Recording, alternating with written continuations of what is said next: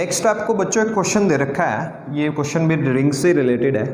आपको ऐसे एक चार्ज Q रेडियस R का एक रिंग गिवन है जिसपे कि एक चार्ज प्लस Q क्या है वो यूनिफॉर्मली डिस्ट्रीब्यूटेड है और आपको दिया गया है कि क्या है ये एक्सिस ऑफ द रिंग है और इस एक्सिस पर यहाँ सेंटर ऑफ द रिंग से कुछ दूरी पर एक चार्ज Q मास m रखा गया है।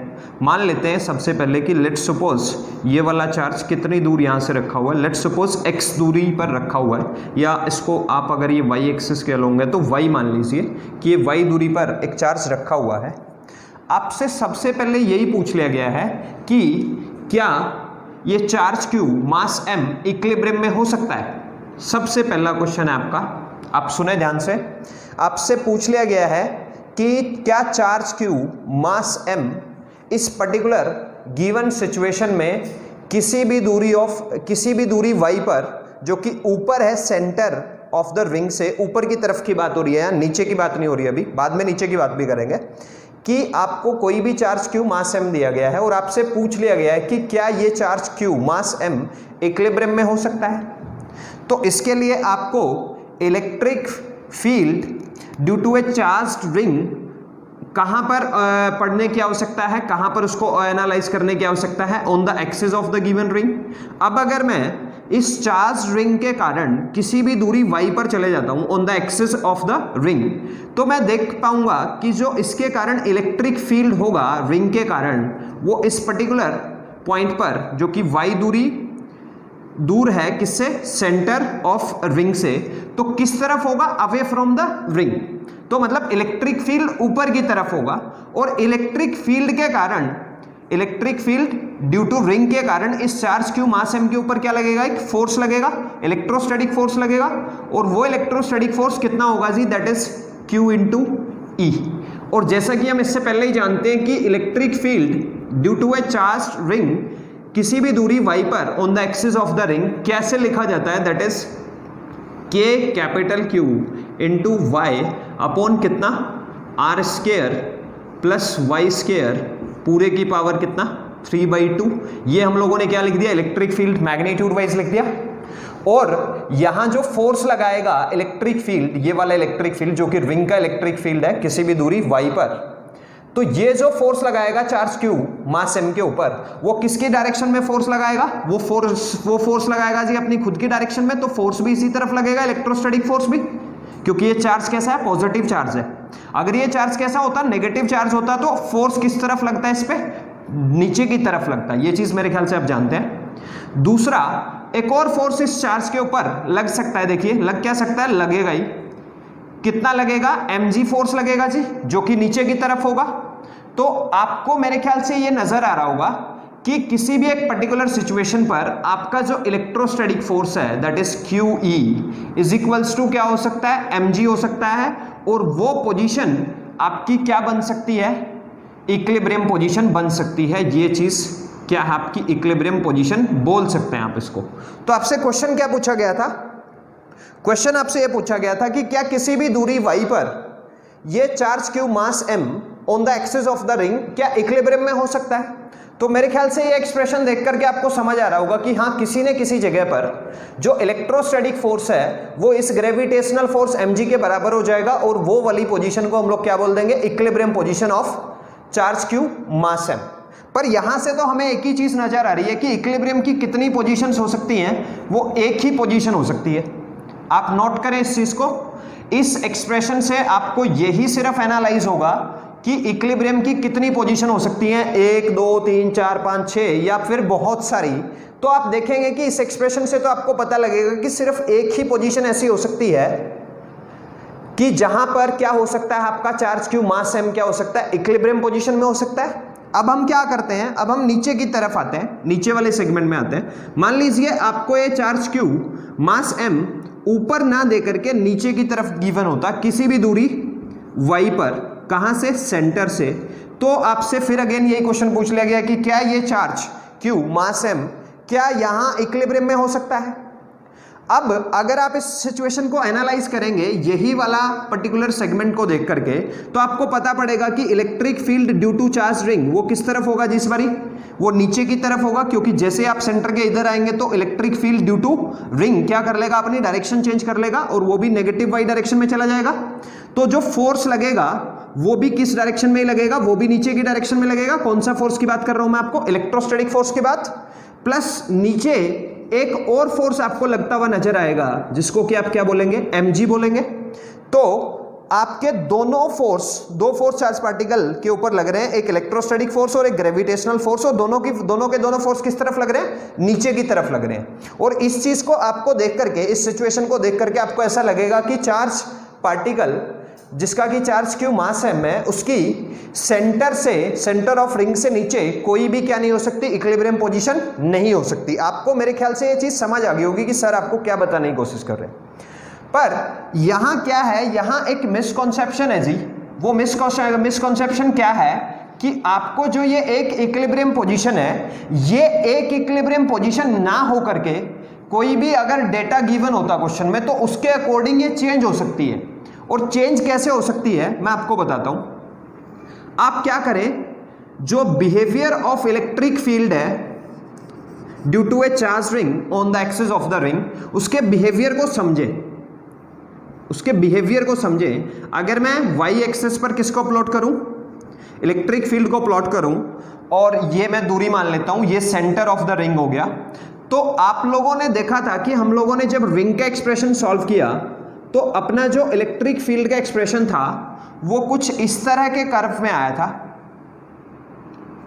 इस तरह के कर्व की शेप में अपना आंसर आया था।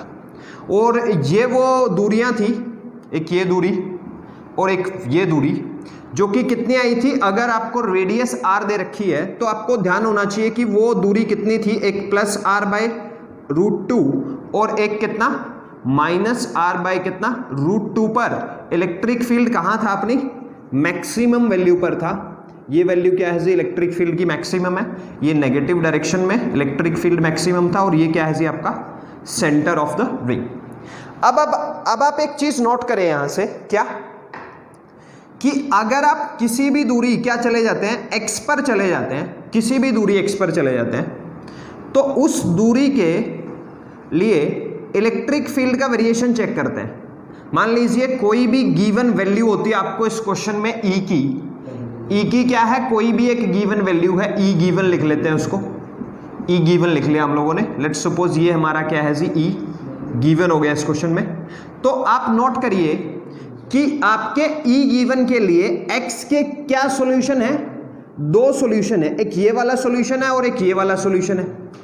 ध्यान से देखें आप इस क्वेश्चन को, समझ आएगा आपको कि आपको given value of electric field के लिए x के कितने सॉल्यूशन आ रहे हैं, आपके दो सॉल्यूशन आ रहे हैं, एक ये वाला सॉल्यूशन और एक ये वाला सॉल्यूशन आ रहा है जी। लेट्स सपोज मैं इस पर्टिकुलर क्वेश्चन को एक्सप्लेन करने के लिए इनको क्या मान लेता हूं, y1, इस वाली दूरी को क्या मान लेता हूं, सेंटर से y1 मान लेता हूं, और इस वाली दूरी को क्या मान लेता हूं, y2 मान लेता हूं, ऐसे करके ये वाली चीज।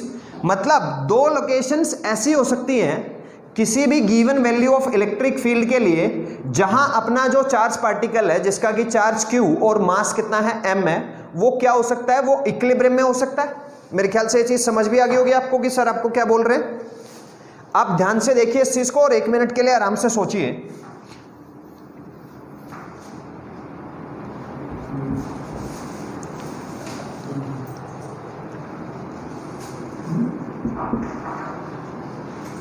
तो लेट्स सपोज ये हमारा एक पोजीशन है y1, और एक और कोई भी दूसरा पोजीशन ले लेते हैं बेटा, कितना y2 मान लेते हैं। कहां से, सेंटर से दूरी उसकी कितनी मान लेते हैं, y2 मान लेते हैं। तो इसके रिस्पेक्ट में ये ग्राफ को आप क्या करिए, एनालाइज करिए, ये ग्राफ को एनालाइज करिए। ये ग्राफ किस किस का है, इलेक्ट्रिक फील्ड वर्सेस डिस्टेंस का है। डिस्टेंस आप x एक्सिस पे लें, y एक्सिस पे लें, कोई फर्क नहीं पड़ता उस चीज का। आप ध्यान से देखिए किसी भी given value of electric field के लिए जो x या y के जो सॉल्यूशन है, वो कितने सॉल्यूशन आपके पास, वो दो सॉल्यूशन है। मतलब इससे ऐसा लग रहा है, इस पर्टिकुलर ग्राफ को एनालाइज करने के बाद आपको लगेगा कि ये पोजीशन एक नहीं बल्कि कितनी हो सकती हैं, दो हो सकती है, मतलब दो ऐसी लोकेशन है आपके चार्ज क्यू मास m के लिए जहां पर कि वो क्या हो सकता है, किसी भी given value of electric field के लिए क्या हो सकता है, इक्विलिब्रियम में हो सकता है। अब मैं आपको बोलता हूं कि अगर आपकी जो गिवन वैल्यू है इलेक्ट्रिक फील्ड की, अगर वो मैक्सिमम होती, आप ध्यान से देखिए इस चीज को, समझ आएगा आपको। अगर आपकी given value of electric field ही क्या होती, मैक्सिमम वैल्यू होती इलेक्ट्रिक फील्ड की, तो maximum value of electric field के लिए जो x के सॉल्यूशन है या y के सॉल्यूशन है, वो तो एक ही सॉल्यूशन आ रहा है, वहां दो सॉल्यूशन नहीं आ रहे हैं। अगर आपका वैल्यू ऑफ इलेक्ट्रिक फील्ड क्या गिवन है, आपको maximum possible electric field given है, तो आपकी x या y के जो सॉल्यूशन है वो कितने सॉल्यूशन आ रहे हैं, दो सॉल्यूशन आ रहे हैं।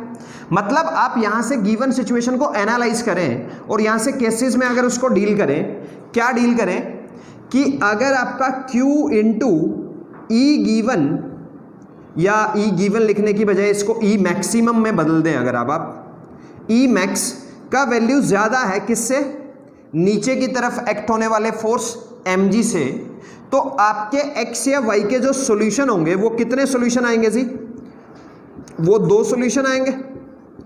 वो कितने सॉल्यूशन आएंगे, दो सॉल्यूशन होंगे जी आपके। आप आराम से यहां देख सकते हैं कि अगर Q E मैक्स की वैल्यू ज्यादा है किससे, mg से, तो आपके कितने नंबर ऑफ पॉसिबल सॉल्यूशन आएंगे x या y के, तो आप बोल सकते हैं जी दो सॉल्यूशन आएंगे। दूसरा केस इसमें क्या हो सकता है कि अगर आपका Q इंटू ई मैक्सिमम जो फोर्स है, जो कि इलेक्ट्रोस्टैटिक फोर्स है चार्ज क्यू मास m के ऊपर, अगर वो बराबर है किसके, mg के, तो उस केस में जो आपके नंबर ऑफ पॉसिबल सॉल्यूशंस हैं x या y के, तो वो कितने हैं जी, वो आपका बनेगा वन सॉल्यूशन। आप इसको ग्राफिकली भी एनालाइज कर सकते हैं, आपके सामने है। मैं आपको बता चुका हूं कि अगर आपको Q E max is equals to क्या हो जाए, mg हो जाए, तो आपको ऐसा लग रहा था यहां से कि क्या है, इक्विलिब्रियम की एक पोजीशन है। तो वो इक्विलिब्रियम की जो एक पोजीशन है वो किसके लिए एप्लीकेबल है, वो maximum value of electric field के लिए ही सिर्फ एप्लीकेबल है। अगर आपको कोई भी और वैल्यू गिवन है जो कि मैक्सिमम नहीं है, मैक्सिमम से कम कोई भी given value of electric field है, तो उसके लिए x या y के जो सॉल्यूशंस हैं वो कितने सॉल्यूशन है जी, वो दो सॉल्यूशन है। ऐसे ग्राफ से आप इसको ग्राफिकली एनालाइज करें।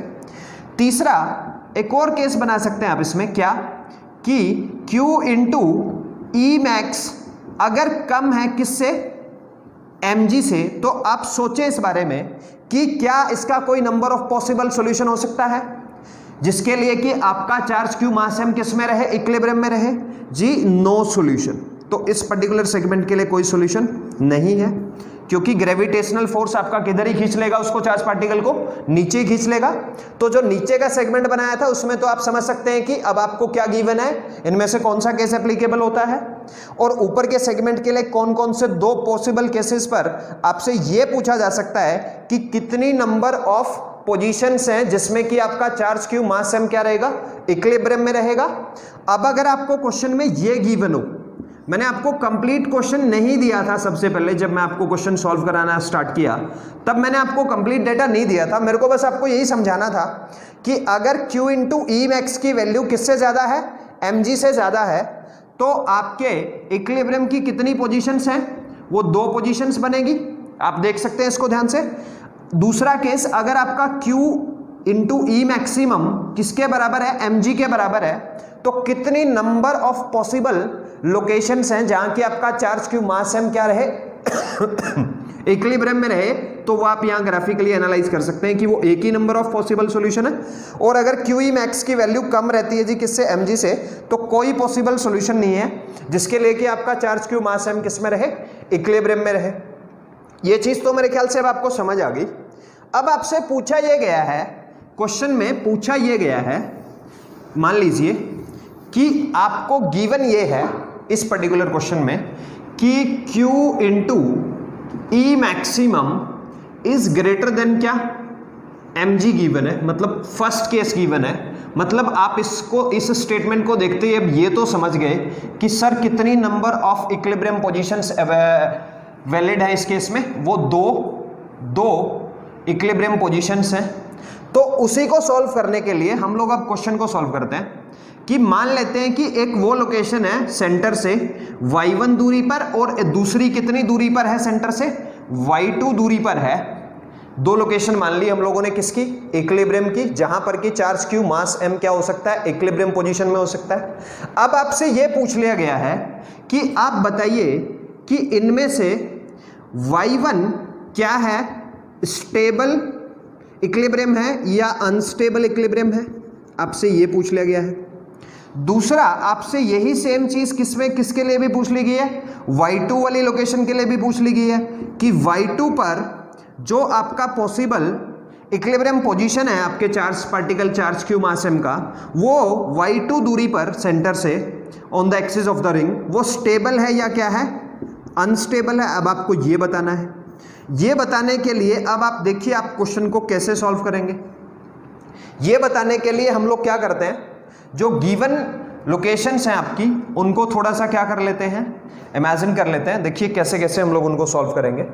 ये देखिए आपका एक पोजीशन था y1, तो लेट्स सपोज कि मैंने क्या किया, आपके चार्ज पार्टिकल को एक हल्का सा डिस्प्लेस कर दिया इस पोजीशन से ऊपर को। ये मीन पोजीशन था इसका, अगर ये इक्विलिब्रियम पोजीशन में है, और मैंने क्या किया, इसको हल्का सा क्या कर दिया, डिस्प्लेस कर दिया। हल्का सा अगर मैं इसको डिस्प्लेस करता हूं तो जो नीचे की तरफ इसके ऊपर क्या लग रहा है, मैं यहां बना देता हूं आपके लिए ये पोजीशन। तो नीचे की तरफ इस पार्टिकल पे जो फोर्स लग रहा था वो कौन लग रहा था जी, mg लग रहा था।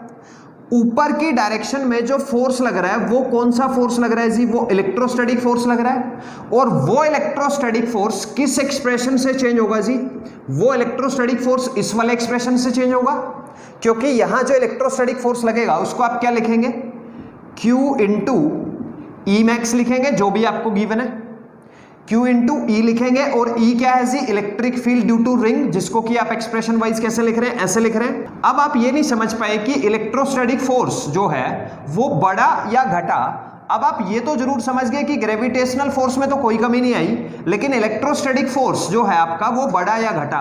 तो उसका बिहेवियर जानने के लिए आप किसका सहारा लें, आप ग्राफ का सहारा लें।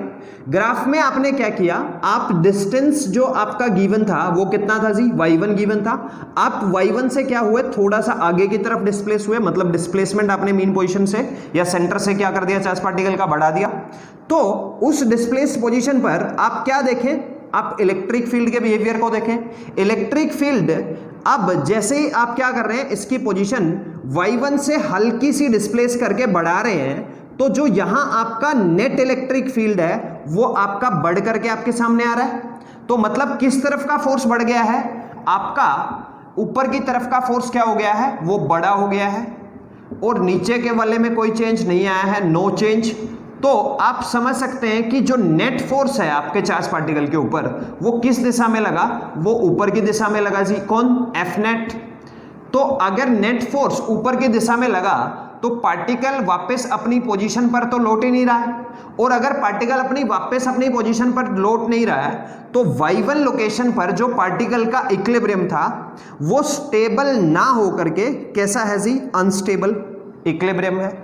आपको मैं फिर से एक बार ही बता देता हूं, आपने डिस्प्लेस किया हल्का सा पार्टिकल को यहां से, और इसको मैंने यहां बनाने की बजाय यहां बनाया। आपका जो ग्रेविटेशनल फोर्स पार्टिकल के ऊपर लग रहा था mg वो एज इट इज है। जो इलेक्ट्रोस्टैटिक फोर्स लगेगा वो q टाइम्स इलेक्ट्रिक फील्ड लगेगा। इलेक्ट्रिक फील्ड का बिहेवियर जानने के लिए ऐसे क्वेश्चन में क्या करिए, आप रिंग के क्वेश्चंस में आप क्या करिए, ग्राफ का सहारा लिए, ग्राफ का सहारा लीजिए। ग्राफ में आप देखेंगे कि अगर आपने y1 से जरा सा आगे की तरफ डिस्प्लेस किया चार्ज पार्टिकल को, हल्का सा दूरी डिस्प्लेस किया है ये, तो आप देखिए इसके कोरस्पॉन्डिंग जो इलेक्ट्रिक फील्ड है वो क्या हो गया जी, वो बढ़ गया है इस लोकेशन पे। इसके कोरस्पॉन्डिंग इलेक्ट्रिक फील्ड ये है जी आपका। तो मतलब E की वैल्यू क्या हो गई है, इंक्रीज हो गई है एज कंपेयर टू कि जो E की वैल्यू यहां थी, यहां E की वैल्यू क्या हो गई है, इंक्रीज हो गई है ड्यू टू रिंग। तो आपका ऊपर की तरफ का फोर्स क्या हो गया है, वो बढ़ गया है, नीचे की तरफ वाले फोर्स में कोई चेंज नहीं आया है। तो नेट फोर्स जो लगा वो किस डायरेक्शन में लगा, वो ऊपर की डायरेक्शन में लगा। और अगर नेट फोर्स ऊपर की डायरेक्शन में लगा तो आपका चार्ज पार्टिकल वापस अपनी मीन पोजीशन पे लौट नहीं रहा है। तो इसका मतलब जो इसका इक्विलिब्रियम है y1 पोजीशन पर वो स्टेबल ना होकर के कैसा हो गया है जी, अनस्टेबल हो गया है। सिमिलरली अगर यही चीज आप कहां चेक करें, आप y2 लोकेशन पर चेक करें। मान लीजिए आपने पार्टिकल को हल्का सा ऊपर की तरफ डिस्प्लेस कर लिया, तो इसके ऊपर जो लगने वाले फोर्सेस हैं, नीचे की तरफ जो फोर्स लगेगा वो कितना लगेगा जी, mg। ऊपर की तरफ जो फोर्स लगेगा वो कितना लगेगा, electrostatic force, that is q into E. तो उसका बिहेवियर भी जानने के लिए आप किसका सहारा लें, आप ग्राफ का सहारा लें। आपने क्या काम किया, आपने y2 से जरा सा आगे बढ़ा लिया जी पार्टिकल को। पार्टिकल मतलब यहां कहीं ग्राफ पर आ गया है, y इस तरफ मैंने लिया हुआ है, आप समझे इस बात को। तो इसके कोरस्पॉन्डिंग जो आपका इलेक्ट्रिक फील्ड है, आप नोट करिए वो क्या हो गया है जी, वो कम होकर के आ गया है। मतलब नीचे की तरफ जो फोर्स लग रहा था चार्ज पार्टिकल के ऊपर, वो ग्रेविटेशनल फोर्स mg लग रहा था, उसमें तो कोई चेंज नहीं आया है लोकेशन चेंज करने के बाद भी। लेकिन ऊपर की तरफ वाला जो फोर्स है, जो कि इलेक्ट्रोस्टैटिक फोर्स है, वो क्या हो गया है जी, वो कम हो गया है, छोटा हो गया है। और अगर छोटा हो गया है तो इसमें कोई चेंज नहीं आया है, तो वापस पार्टिकल किस तरफ आएगा, मतलब जो नेट फोर्स लगेगा पार्टिकल के ऊपर, वो इस लोकेशन पर किस तरफ लगेगा जी, वो वापस इसकी मेन पोजीशन की तरफ लगेगा। और अगर वापस अपने इसकी मेन पोजीशन की तरफ लगेगा तो y2 लोकेशन पर जो इक्विलिब्रियम था आपके चार्ज पार्टिकल, चार्ज q और मास m का, वो अनस्टेबल ना होकर के कैसा है जी, वो स्टेबल इक्विलिब्रियम है।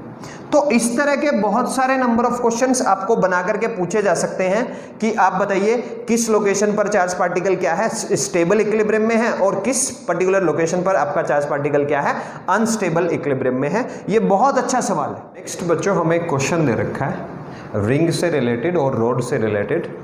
आपको एक यूनिफॉर्मली चार्ज रिंग है जिसके ऊपर की चार्ज आपने +q डिस्ट्रीब्यूट किया हुआ है, जिसका रेडियस o है, और on the axis of the ring यहाँ सेंटर से लेकर के इस पॉइंट तक along the axis of the ring एक रोड या वायर कह सकते हैं आप इसको, रखा हुआ है, जिसका कि आपको linear charge density lambda coulomb पर मीटर गिवन है।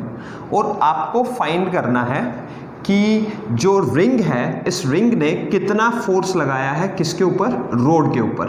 Find out the force exerted by ring on the road. आपको रोड के ऊपर नेट फोर्स निकालना है जो कि किसने एग्जर्ट किया है, रिंग ने एग्जर्ट किया है। तो जैसा कि आप देख पा रहे हैं ये कैसा क्वेश्चन है, ये कंटिन्यूअस चार्ज डिस्ट्रीब्यूशन का क्वेश्चन है अगेन। तो ऐसे में हम लोग क्या करेंगे, रोड को तोड़ने का मेथड अगेन दोबारा से उस पर बात करेंगे कि रोड को हम लोग क्या करेंगे, तोड़ लेंगे। रोड को तोड़ने का तरीका आपको पहले भी सिखाया जा चुका है बहुत सारे क्वेश्चंस में। आप क्या करें, x पे जाकर के dx का एक एलिमेंट कंसीडर करें। हम लोग क्या गए, यहाँ सेंटर से x दूरी पर गए और क्या किया हम लोगों ने, dx लेंथ का, स्मॉल लेंथ dx का क्या कर लिया, एक एलिमेंट कंसीडर कर लिया, किसका, रोड का, जिसपे कि एक छोटा चार्ज होगा आपका, जिसको कि हम बोल सकते हैं क्या, dq चार्ज। dq चार्ज होगा। अब dq चार्ज कितना लिखा जाएगा इस छोटे से रीजन के ऊपर, dq चार्ज को लिखा जाएगा that is lambda into dx।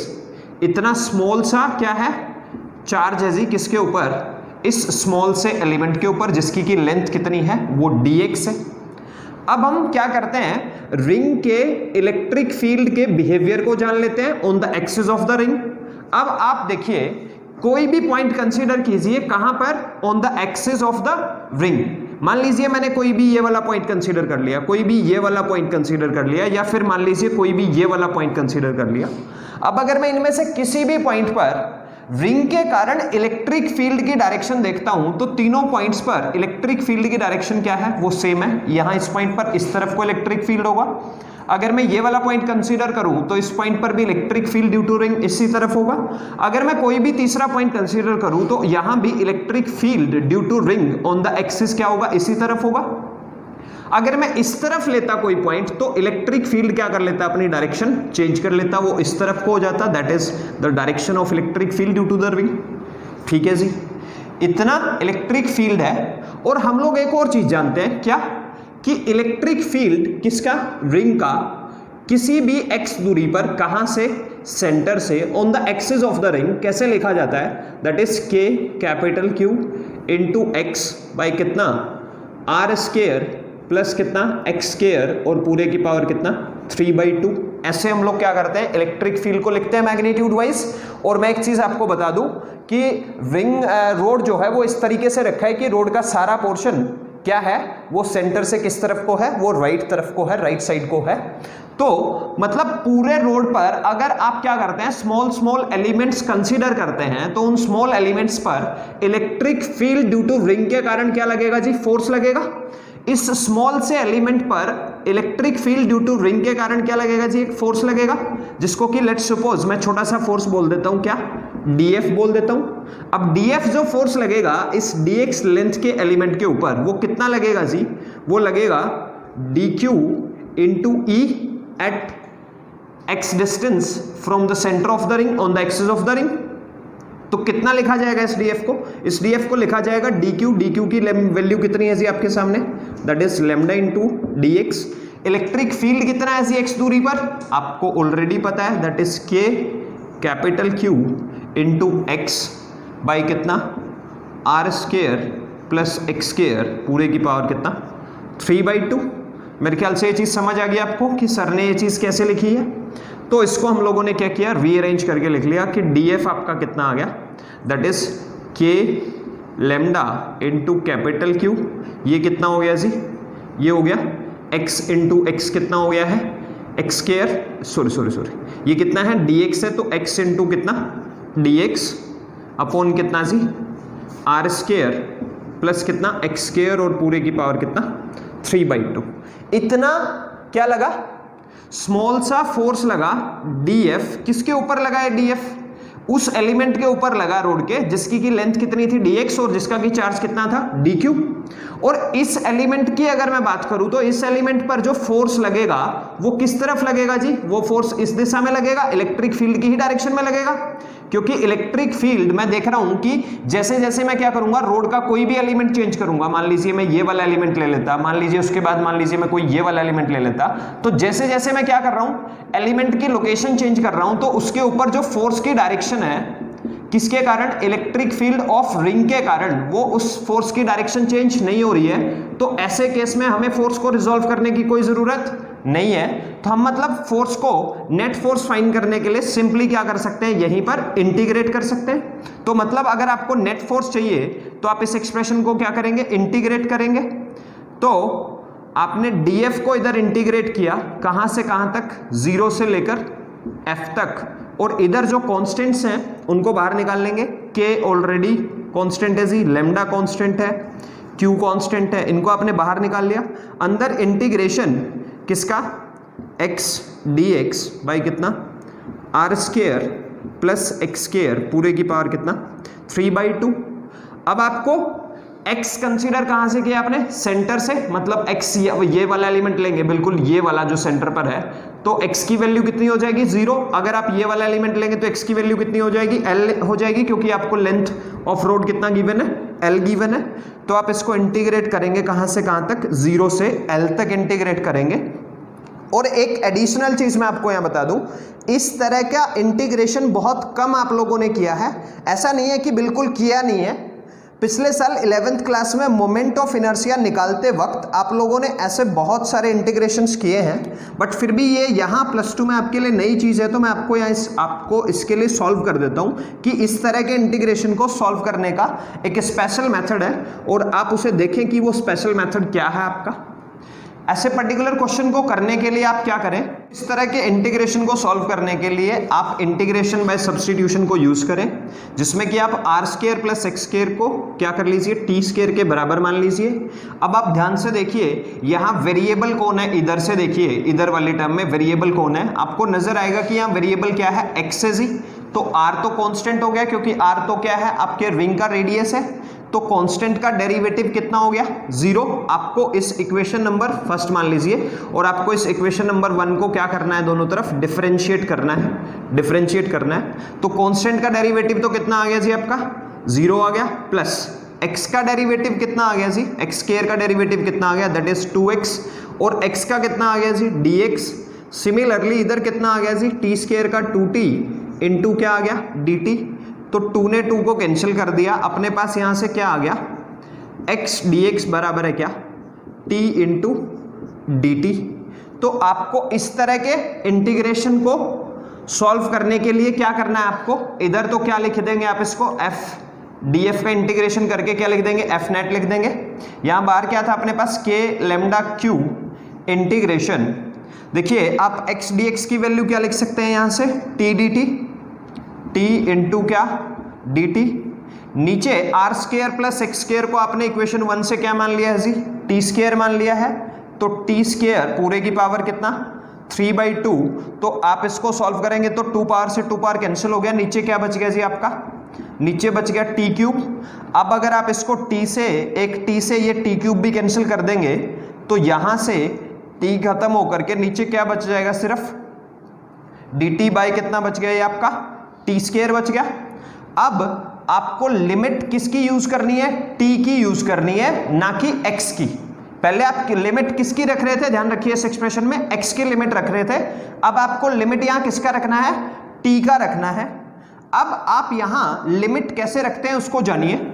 जैसे कि सबसे पहले जब x क्या था, 0 था, when x is equals to क्या 0, then t is equals to क्या था, t इज इक्वल्स टू कितना आया जी, यहां से इक्वेशन 1 से r आ गया जब आपने x इज इक्वल्स टू 0 रखा।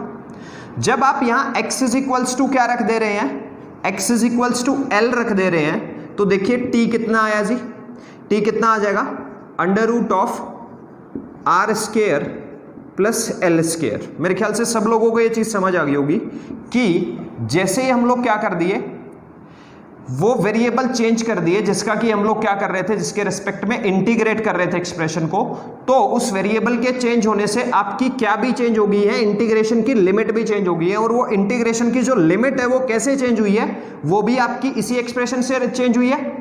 अगर आप इस एक्सप्रेशन में x इज इक्वल्स टू 0 रखते हैं तो यहां से t इज इक्वल्स टू कितना आ गया जी, r आ गया, आपने लिख दिया। जब आपका x इज इक्वल्स टू कितना हो जाएगा इस एक्सप्रेशन में, l हो जाएगा, क्योंकि आपको सिर्फ इस वाले पॉइंट के लिए फोर्स फाइंड नहीं करना था, आपको तो पूरी रोड के कारण करना था। तो आप कहां से कहां जाएंगे, x इज इक्वल्स टू 0 से लेकर x is equals to l तक जाएंगे। तो जब आपका x l हो गया इस एक्सप्रेशन में, तो t का वैल्यू कितना है जी, that is under root of r square plus l square. तो इनिशियल लिमिट कितना हो गया आपका, r हो गया जी, फाइनल लिमिट क्या हो गया आपका, that is under root r square plus कितना l स्क्वायर। मेरे ख्याल से सब लोगों को समझ आ गया कि हमें इस चीज को यहां तक इंटीग्रेट करना है। अब हम लोग क्या करेंगे, इस नेट फोर्स को क्या करेंगे, इंटीग्रेट करेंगे। ये चीज मेरे ख्याल से सब लोगों को समझ आ गई है कि सर ने क्या यूज किया है, इसको बोलते हैं इंटीग्रेशन बाय सब्स्टिट्यूशन। मतलब हमने किसी पर्टिकुलर एक्सप्रेशन को क्या कर लिया है, अज्यूम कर लिया है, किसी पर्टिकुलर चीज को किसी दूसरी पर्टिकुलर चीज के बराबर मान लिया है। तो अब आप यहाँ नेट फोर्स फाइंड करने के लिए क्या करें, एक्सप्रेशन को इंटीग्रेट करें, that is k lambda q। अब आप सब लोग जानते हैं कि dt बाई टी स्क्वायर का जो इंटीग्रेशन है वो कितना आ जाएगा जी, ऐसे क्वेश्चन हम लोग बहुत कर चुके हैं, दैट इज 1 बाई कितना t आ जाएगा, जिसका कि लिमिट कितना है, इनिशियल लिमिट कितना है जी r, फाइनल लिमिट कितना है जिसका r स्क्वायर प्लस कितना l स्क्वायर। तो नेट फोर्स अगर आपको फाइंड करना है तो नेट फोर्स कितना लिखा जाएगा जी आपका, माइनस साइन अगर बाहर ले लें तो माइनस k लैम्डा q, तो upper limit that is 1 by under root r square plus कितना l square minus lower limit that is 1 by r। अब आप माइनस साइन को अंदर मल्टीप्लाई कर दीजिए, अंदर ले आइए, मतलब F net is equals to k lambda into Q, अब इंटू कितना आ गया जी, ये चीज प्लस का हो गया तो इसको अपन लोग सिंपली क्या लिख सकते हैं, 1 बाय r। ये वाला टर्म नेगेटिव हो गया तो इसको हम लोग क्या लिखेंगे, 1 by under root r square plus l square. ये आंसर है जी आपका किस चीज का, नेट फोर्स का, जो किसके ऊपर लगा है, रोड के ऊपर लगा है। किस चीज के कारण लगा है, वो इस यूनिफॉर्मली चार्ज्ड रिंग के कारण लगा है, जिसके ऊपर की चार्ज कितना है प्लस q, जिसका कि रेडियस कितना है r, और आपकी रोड जो कि आपको गिवन थी जिसकी लीनियर चार्ज डेंसिटी कितनी थी, लैम्डा कूलम पर मीटर। और ये क्वेश्चन आपको कुछ बहुत सोच समझ कर करवाया गया है। इसके बाद आप क्या पढ़ेंगे, डिस्क पढ़ेंगे, electric field intensity due to a uniformly charged ring on the due to a uniformly charged disc and on the axis of the disc. आप जैसे अभी रिंग के एक्सिस पर इलेक्ट्रिक फील्ड इंटेंसिटी पढ़ रहे हैं, वैसे ही नेक्स्ट सेगमेंट में हम लोग क्या पढ़ेंगे, electric field intensity due to a charged disc पढ़ेंगे। और डिस्क का एक्सप्रेशन भी आपको कुछ ऐसा ऐसा ही नजर आएगा।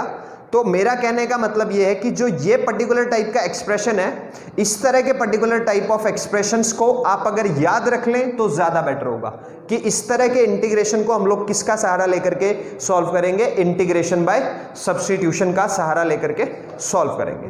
Thank you.